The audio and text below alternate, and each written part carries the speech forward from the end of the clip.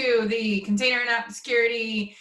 We've been calling it the planning breakdown meeting. We've been discussing expanding this and really just referring to it as the group meeting. I believe that the majority of the agenda will be around the planning breakdown discussion, at least at this phase of where we're at, but this could also be useful for sharing, high level thoughts. We're still kind of working this out, but we're trying to keep meetings to a minimum and be very efficient about them. So that's the idea there. For now, we're gonna focus on our pre-existing agenda, which is around planning breakdown. So just a reminder, we're not trying to groom these issues. We're just trying to answer these main questions of, are the requirements clear enough? Do we know the boundaries? And is the research and solution validation complete? Once that's done, these issues will be assigned off to individuals for grooming and weighting and moved into a scheduling phase based on the size and priority of the PMs. So that being said, Sam has a list of issues here. The hope is that everyone has already spent a little bit of time looking at least at the top few. In the future, Sam, it'd be good to keep this list a little bit shorter and more focused so people know, these are the main items that I should prepare for. But that being said, let's get started. Sam, okay, so yeah, I don't have any expectation that we'll get through the whole list, but I figured we'd start at the top and see how far we got. So let me go ahead and share my screen here, just so that we can all follow along. So I took this toggle, which we've discussed for a few weeks now. We wanted to break it down into 4 smaller issues, which I went ahead and did. To make it a little bit smaller. So now we have an issue for global on-off, global logging blocking, environmental level on-off, and environmental logging blocking. We do have mocks for all of these at this point, as well as requirements. I don't know if, I'm gonna go through these. I imagine this one will be pretty short for each of these, but I mostly wanna just check if we have any questions. Starting with the global on-off toggle. This one, I think we're almost done given Zamir's merge request. I wanted to keep this one open just because now that we have mocks, the UI here is slightly different from how it was implemented in his merge request. So I want to make sure that we don't close this out until we're done, where we've got the UI in alignment with the mocks as well. I don't see any reason to wait on merging the current merge request since it still adds value, but this would just be, finishing out that work to get the UI piece to align with the vision from design. Any questions on this one?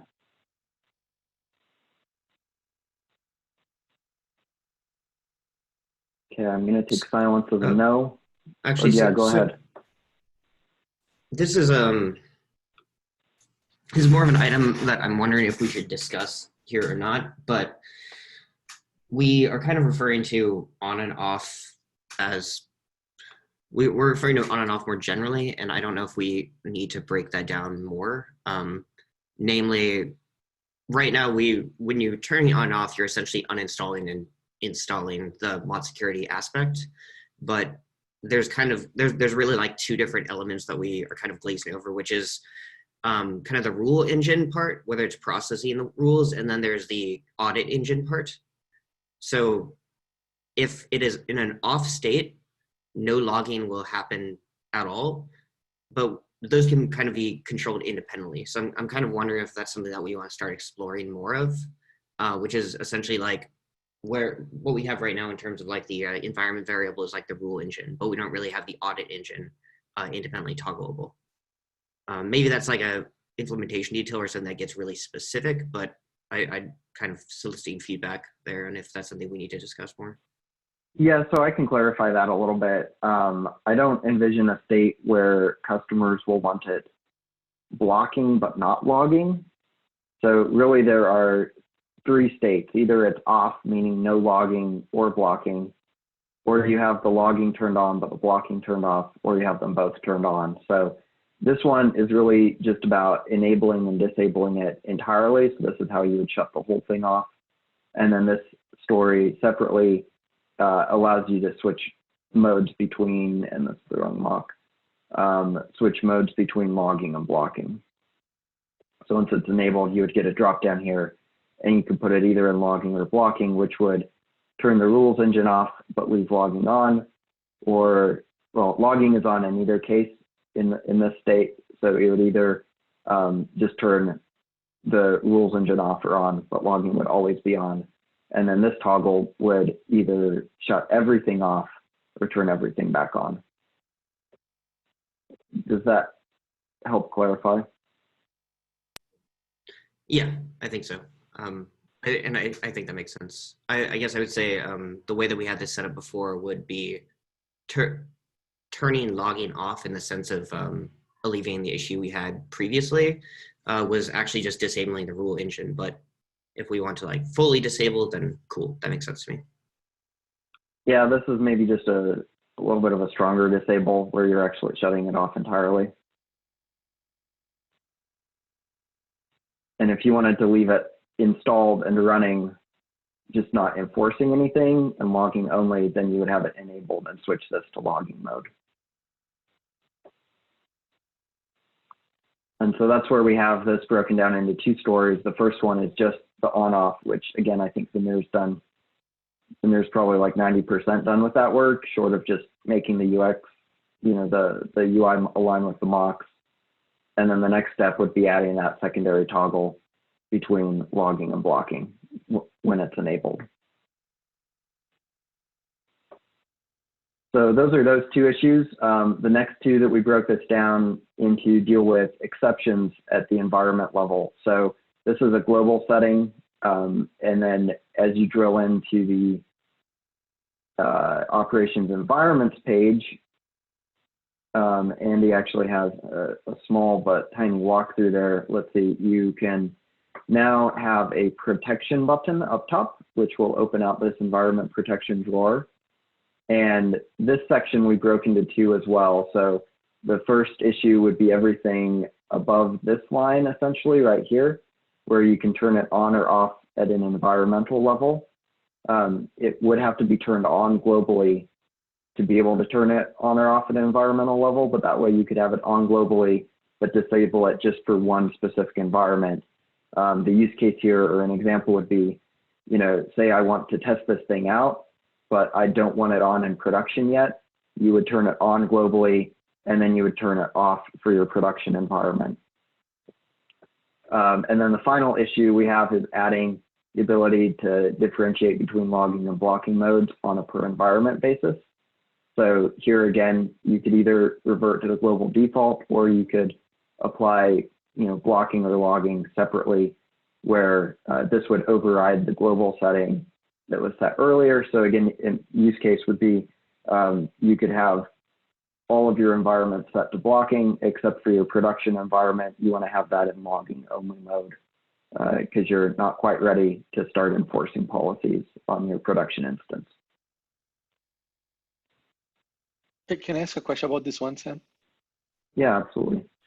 Are we going to still rely on the pipeline to make those changes, or are we considering a different kind of point of implementation for this environmental WAF?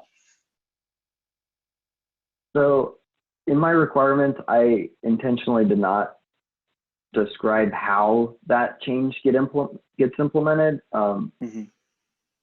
I like what you did with the Helm chart, pushing that out, but you know, I don't want to get too prescriptive in the solution here. I would expect that when they made the change and hit save changes, that it actively pushed that new setting out to their environment. So again, I don't want to force a solution on engineering, you know, whether that's rerunning the pipeline or whether that's some other method of making that change. I want to leave that decision up to you guys. Okay.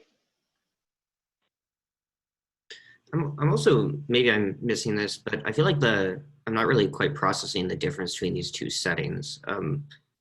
Enabling the WAF, it needs to have obviously the response mode mentioned here. I think it would make more sense for it to be like a radio button with 4 values, which would be like off, blocking, logging, or global. Is when you set it to on, I'm just trying to imagine how these two would interact together. You're saying this page and you're asking how these two pages would interact together, this page and the No, global page? in this case, just this page here. Yeah.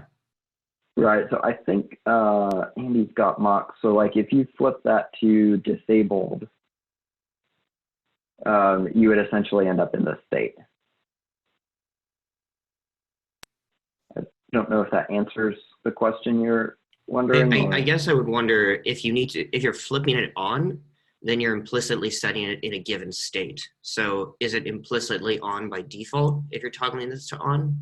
At which point you have kind of a difference of state between the response setting that appears and the toggle itself.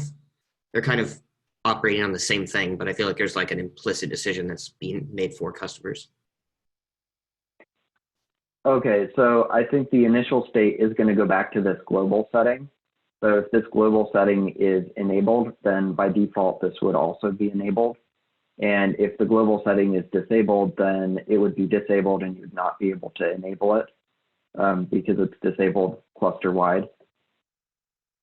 So really, on these environment pages, it's going to be pointing back to this global setting for its initial or default state, whether it's on or off.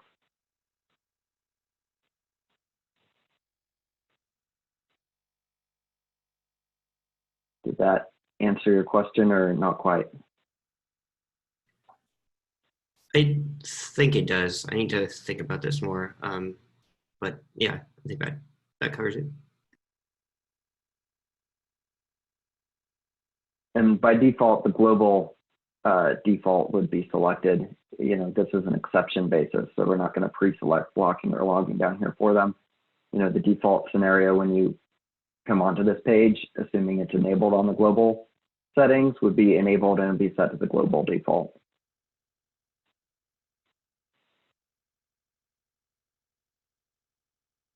Are there any other questions about this toggle?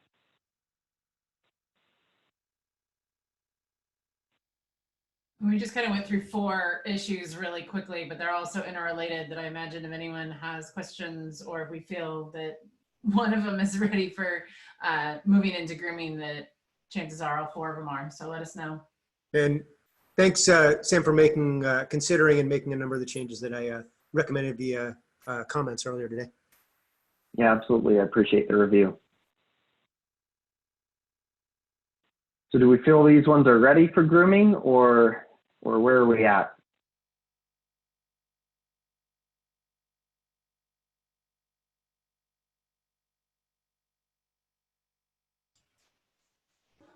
Silence is a vote.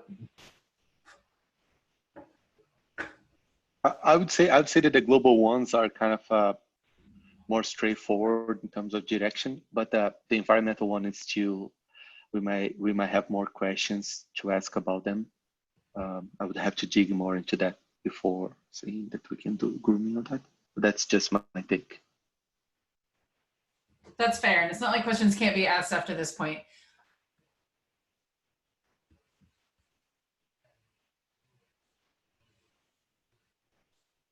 Awesome. So Sam, it sounds like we can move on and we can move all 4 of these to, well, we'll leave them in planning breakdown and we'll make sure that they get further grooming as necessary and then move them to scheduling at that point. I know Sam's hopeful we can at least start work on some of these as part of 12.9, even though we didn't commit to them as deliverables as part of our planning. You know, being an agile team, I hope everyone agrees that that seems reasonable, but we'll have to look at, you know, what else is in 12.9 for folks working on the container and app security before we do that. Okay, yeah, that sounds good. I'll mark all of these ready for grooming and we'll go forward from there. So the next one would be the WAF and the cluster network policy logs, the Cilium logs. We can more or less discuss these together because they're both going to be very similar. I put a couple notes there in the agenda as well as the issues, but after some consideration, we decided to pivot here in our proposed solution.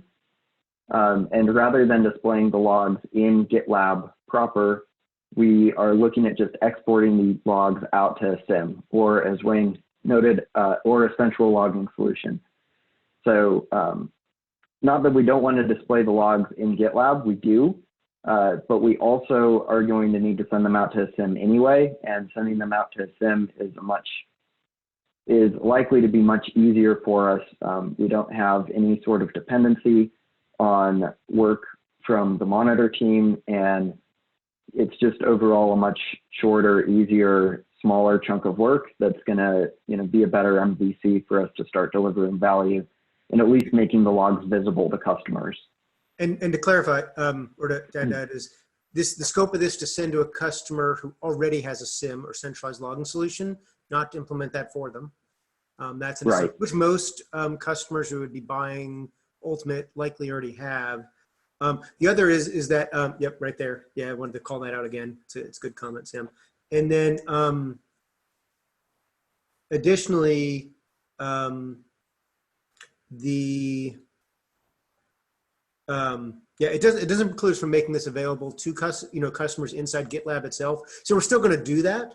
This is for customers who already have a SIM or centralized logging who want it there, who we believe a large percentage of the customers will actually want this and potentially also want to see the logs in GitLab. And when that's more amenable to us implementing with native GitLab features that Monitor provides, then I think we'll want to do that as well. So this is not in, this is not in replacement of, this is in addition to and first, but not in replacement of. Correct. And first, right? So it's a prioritization decision saying, let's go after this first because it's smaller and it gets visibility into the logs right away. And we'll push, the effort to get the logs visible and GitLab out, somewhere down the roadmap into the future. So with that being said, I do want to address, I think we still have one open question from you, Wayne, on this discussion. I think two. Why don't we take the easier one first? And Sure. again, thanks. We had a good discussion via issue comments this morning. So the easier one is probably the format of the data. So and most SIMs, most logging solutions will take anything as input, right? That's what and most SIMs will as well. They're used to being able to receive data from vendors where they have no control over the format. So they're generally very, very flexible on, are they going to take it in, a delimited format?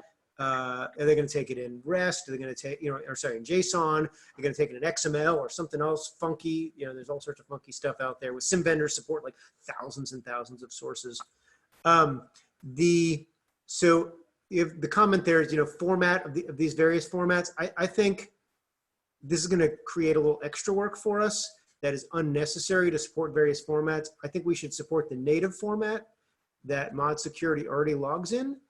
And initially, most SIMs and log solutions will be able to handle that already. And in the future, offer multiple formats. Because it should be, if we have to do some transformation of the logs or even configuration of them, that's extra work to either make it configurable, especially in a UI, or if we have to put extra code in, which would not be a bad thing, to transform the data, we've got to write that. And I think the standard format for ModSecurity is likely good enough for MVC.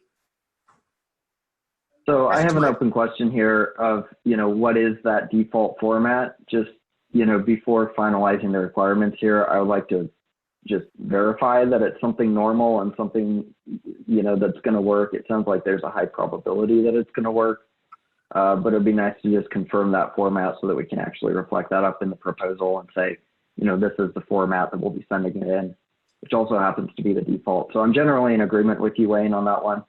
I just wanted to kind of close the loop on what exactly that looked like. The last bullet on the next comment, I don't know if I got the right link. I did a bunch of research today where it says ModSecurity Log Format, a little bit up higher. I don't know if that's the right link. It's towards the top of your page before you scroll it. Maybe the fourth. This one? Nope, last bullet. Last bullet. Oh, here it is. Yeah. So I don't know if that's the right link or the best link on the ModSecurity format. I did a quick search. Yes. Yeah. So that is the default, and it's this like kind of what I've been calling esoteric way of breaking up this log data into like A through Z sections. We don't use this one. What we actually do is we use JSON export, and so it's just new line delimited JSON objects. which is totally undocumented in ModSecurity because their docs just are horrible. But regardless, we have that, and that's what we do currently. The way we actually do this for the Elasticsearch integration is we create a logging sidecar that just tails off the entire ModSecurity JSON log and exposes that through FileBeat. And then Elasticsearch just slurps that up. What we could consider here is if we want to move that logging sidecar into the Ingress deployment itself so that that logging sidecar is always present, then all we have to do is say slurp the logs straight off this, like this pod logs. And then at least it's similar to the way that we're doing it with the Elasticsearch integration for like WAF statistics. The reason I want to raise that is because I'm getting concerned if we provide too flexible of a format, we're not providing a good way for customers to eventually transition to supporting something like the WAF statistics if we provide too custom of a way to get away to just read the logs. Does all that make sense? I think so. So I guess what I'm looking for at the end of the day is if you guys could just give me an example, you know, or the format that you would propose here and put that in the issue, then, you know, I'll just double check that that's going to work with the SIM, which it sounds like it probably will. And then I can update the description to more accurately document what that format looks like. That way, anybody who's pumping it into their SIM knows what format to expect.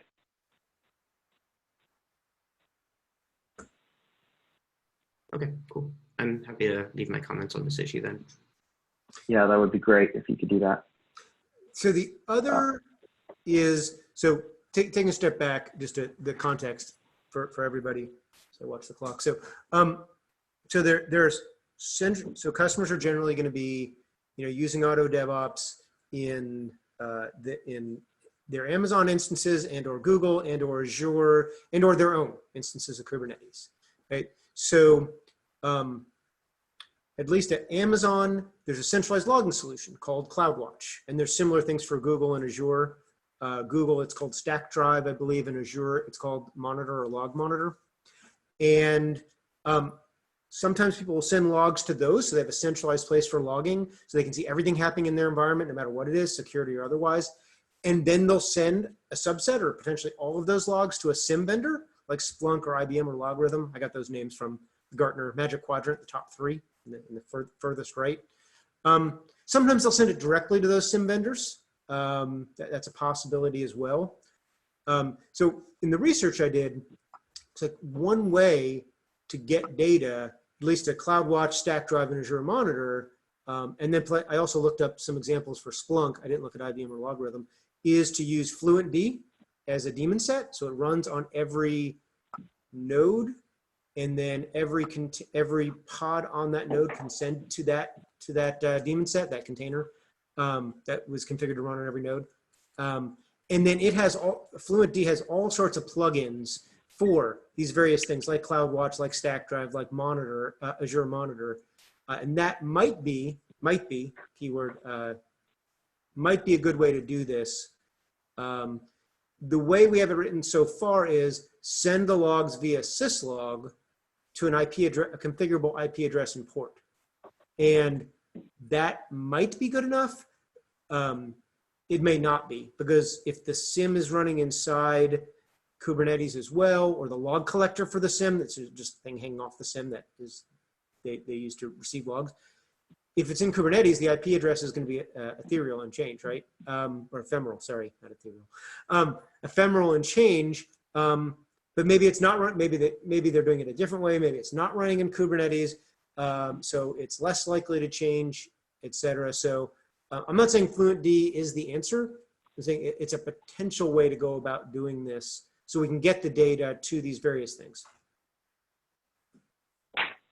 So, I mean, I guess my interest in this is just to keep this truly scoped at minimal, so we can get something out the door and then iterate on it. It seems to me like FluentD, basically adds the main advantage of being able to send to a Kubernetes pod inside of the cluster, where that IP address is likely to change. And it seems like that's definitely a subset and scope that perhaps we could cut from this initial MVC. but that's my initial take on it. If it's going to be easier and faster for engineering using FluentD, then by all means. What does everybody else think? Just lost my connection and lost the 10 seconds, but on FluentD, this is pretty much what Lucas was explaining with FileBit, and it's true. FluentD is a kind of FileBit. It's a way to aggregate the logs and stream that to some external source. So we should stick to FileBit since we already have some work done in this area. We could reuse that. FileBit's specific to sending data to Elastic, or can it send data to other things other than Elastic? It's sending whatever you send it to. So it can stream JSON if the output format is JSON. And we should stick to that. Does FileBeat run as a daemon set, basically, or something else? Yeah, pretty much. It does. The Okay, same. cool. All right. So yeah, so I definitely don't want to reinvent the wheel. I just looked at what, like, Amazon and Google, the first thing how do you get logs to it from Kubernetes? The first thing they both mentioned is FluentD. That's how I just came up with FluentD. That doesn't mean it's the best solution for us. It's just the first one that I found in common between the two. So if we send it to FileBeat, and then FileBeat can send the data to other things, then how would we, so would we then provide the customer to say with a configuration, or tell them where in the configuration, FileBeat is there, here's where you forward the log, here's what you forward the logs to. And, you know, a FileBeat connection to CloudWatch, a FileBeat connection to, you know, Google Stack Driver, a FileBeat connection to Splunk, or whatever it is. Is that what we do, is give them pointers on how to configure FileBeat to send that data to those places? I think yes, please go on. We could do that, but I honestly think it's all we really have to do is say here's where the logs live in our default deployment, and if they want to use FileBeat or they want to use FluentD, then they can. We would probably want to push them towards FileBeat because that's what we use elsewhere, and I think that's. I'm concerned about the migration path if we make this too custom, and then we'll never be able to get our customers back onto our recommended configuration for things like supporting logs or statistics within the UI. And so that's why I think that FileBeat would be preferable there. But in the end, it's just, here's where the log file is. We stream this out, so you can just listen to this stream, or you can just read it yourself with like a multi-tail. Yeah, so I'm all good with not going down the FluentD route because we're already doing stuff with FileBeat, and it's basically an equivalent solution, and it's working well for us so far. Because perhaps instead of making it so we code it in on configuring FileBeat for this or configuring FileBeat for that, is we document how to do it. Say if you want to use FileBeat with CloudWatch, here's how you do it. If you want to use FileBeat with, you know, the equivalent in Google, the equivalent in Azure, the, you know, with Splunk, with you know, IBM or whatever, then we tell them, we give them a basic set of instructions and then point them at the vendor's website on how to do it further. Does that seem like a good way to go? I'm seeing a thumbs up from Lucas. What about others think?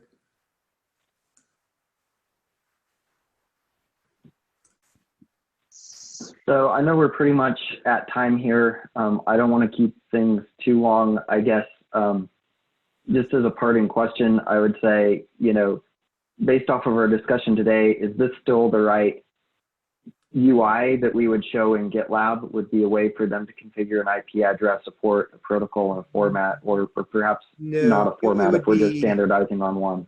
Yeah, we still need to answer your format question and discuss that, Sam. But in terms of the configuration, it's you don't give it that information. FileBeat will already be, kind of like I was describing FluentD, FileBeat will already be installed on every pod. Every node. And the pods will be able to send data to it, including ModSecurity, and then we haven't talked about Cilium today, but hopefully also Cilium as well. And then we'll I think this turns into perhaps a documentation task of how do you configure FileBeats to send to, which will already be there. We're already going to auto deploy it. So I would like that configuration to be in the GitLab UI, if at all possible.